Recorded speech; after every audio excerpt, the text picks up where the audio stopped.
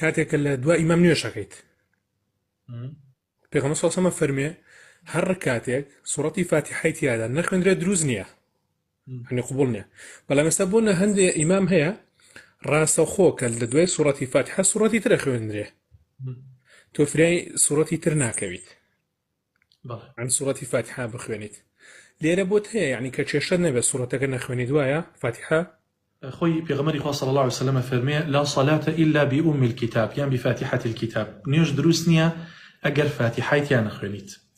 بلام أجر إمامي راس الخدسي كل بقراءات أجر توانات أبو توانيت فاتحة كبخوينا. بلام أجر هرنا تواني إن شاء الله قراءة الإمام قراءة المأمومي. قراءة إمامك كفاتحة كيخوين إن شاء الله أو قواعد خوين دبيتت. دەست خۆشمان سەجان هەر ئەوە ویستم بۆی خۆمەکو زانی ئەمزانی ویستم ئامی هەموو خەڵکی تریش بیزانێ لەبەرەوەی کە ئەم حاڵەتە تووشە بێت لە ئەو کەسانی کە لە دوای مامەوە نوێژەکە دەرکەسێ فریا نەکەوت یا لیتێکە چوونەیە توانی بخوێنێ قراءەتی ئیمامەکە ئین شاء الله هی ئەمیش بڕکاتەوە.